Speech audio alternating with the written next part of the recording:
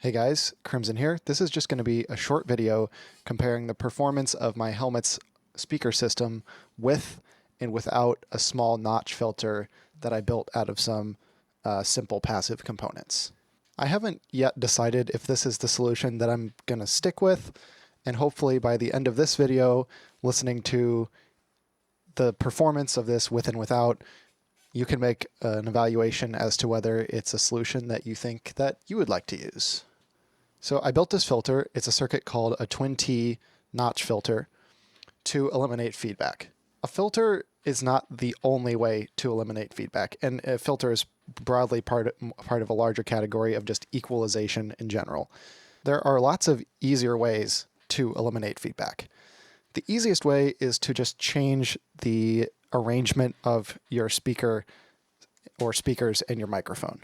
So feedback starts to happen when you're turning up your speakers to a point where they are replicating your voice or whatever your microphone is picking up at a louder volume than it is originally, which is kind of hard to wrap your mind around. But essentially, if you isolate your microphone from your speakers, you'll be able to turn up your amplifiers more before everything starts to feedback. Before I even built this filter, I actually did this a little bit. If we look on the inside of my helmet here, you'll notice a couple things. One, there's padding in here. Not all the this helmet's still like really a work in progress, so there will be more by the end of the project, most likely. But just having any padding inside of your helmet will help, if only a tiny bit, with feedback, or I should say, should help. What you're essentially doing is reducing the amount of reflection that's happening inside of here. The inside of a resin cast helmet is very smooth and hard, and high frequencies especially, which are the ones that are going to feed back, will, instead of traveling through them like low frequencies would, will bounce off and bounce around inside of here. But if you have a helmet made out of resin, this should help a little bit. The second thing I did was I took a piece of EVA and just covered over the portion of the helmet that contains my speaker drivers. Doing this especially had a noticeable effect on the amount of feedback I was having. So I definitely recommend doing this if you can, just to isolate your speakers a little bit from your microphone. Now, if you're like me and you're a little bit crazy and you still want to get your speaker system louder, there is the active electronic filtering option.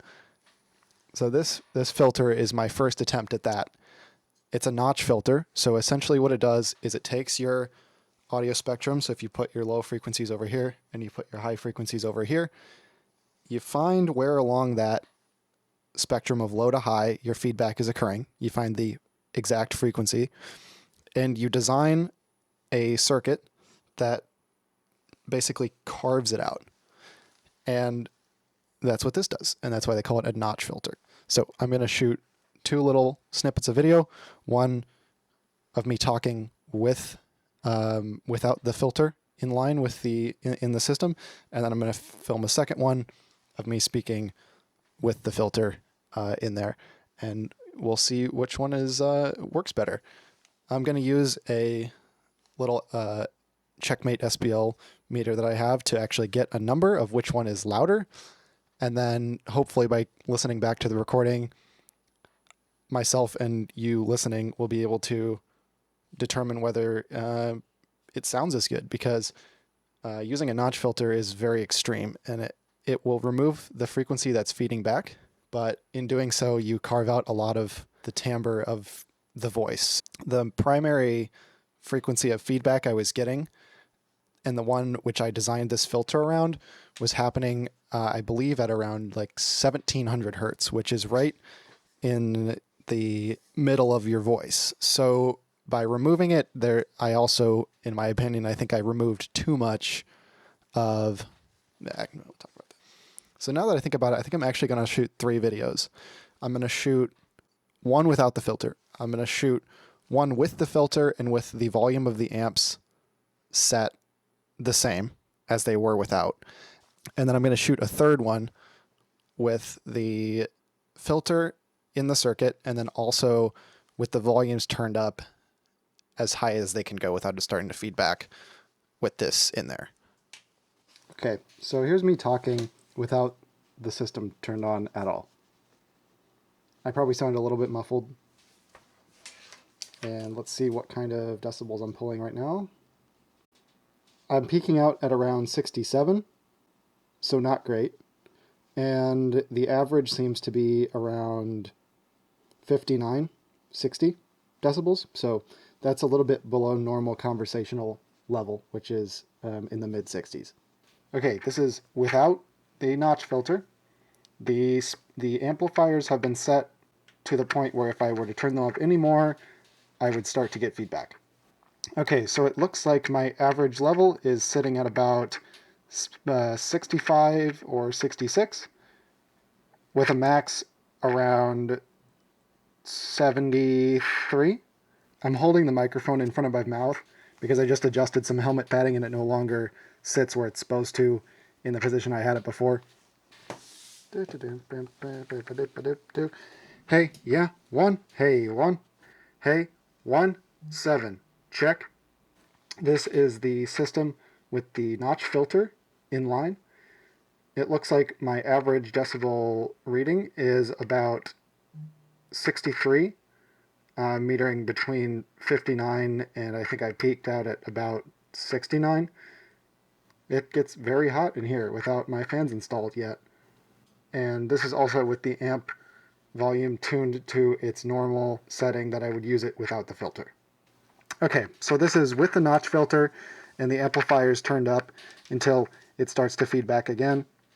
At least from first look, as I'm looking at my meter, it looks like I'm getting around 68 to 71, which average, which is higher than it was before. Now I'll have to wait till I play this back and listen to the tone of it to determine whether it's actually more audible.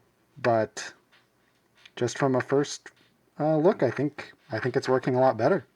Okay, well, I hope this will be useful to one of the probably 4 people who will watch this. Yeah, I think overall, the amount to which it affected the overall tonality of my voice wasn't really to my liking. So who knows? I may use it. I have also been looking at basically putting a computer inside the helmet so that I can have a very adjustable and versatile EQ in there. If there is one thing that this proves, it's that EQ can be used effectively in helmet speakers, and I think it's just a matter of doing some experimentation and figuring out how I want to implement it in mine.